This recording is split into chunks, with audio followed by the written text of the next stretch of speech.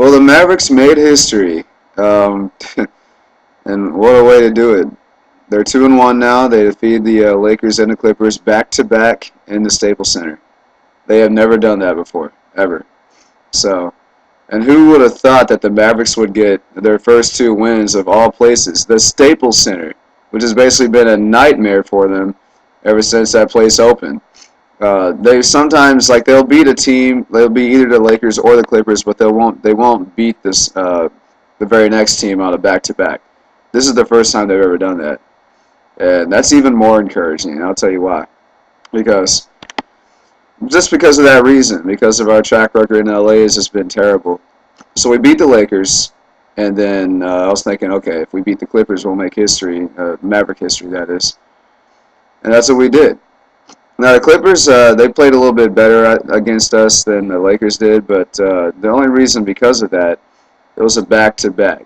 I mean, the Mavericks had just gotten done defeating the world champions, so naturally, any team you face after you beat the world champions or even lose to the world champions, it's going to be tough to play.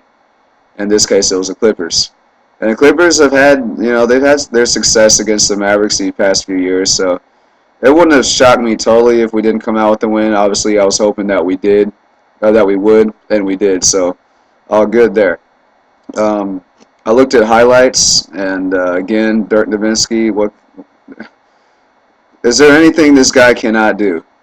He just puts the team on his shoulders when he needs to. Jason Terry stepped up as well, and Eric Dampier, 12 points, 10 rebounds. Uh, Stepped up for the absence of Drew Gooden, who got hurt, I believe, in the Laker game. But it's not very serious, so he'll be back soon.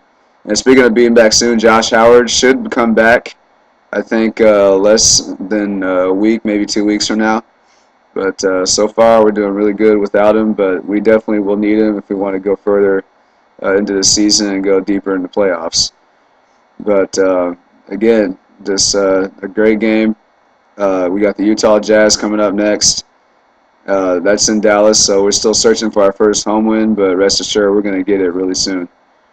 So yeah, the player of the game is again Dirk Nowitzki.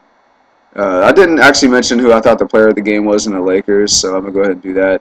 Sean Marion, simply because he didn't really show up against the Wizards. Then when he played against the Lakers, he did show up. And he also had a double-double against the Clippers as well that night.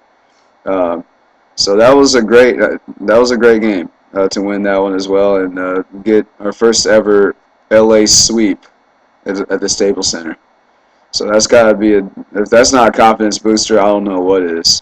And not only the Mavs, but I'll also talk about some of my other teams, the Dallas Cowboys and my Texas Tech Red Raiders. And my Newman Smith Trojans, my high school, they're back in the playoffs after 26 years. The last time they were made in the playoffs was 1983. So all my teams won this weekend.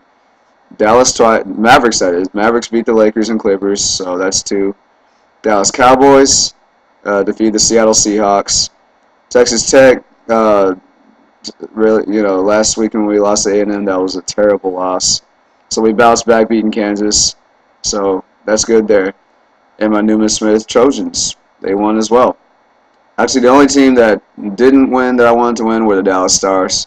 They lost 4-2 to the Predators. But other than that, it was a great weekend for all my sports teams. And we're looking to continue the success against the Utah Jazz. And I believe that game's tomorrow. So I'll see y'all later. Hope everybody had a safe and happy Halloween. And go Mavs.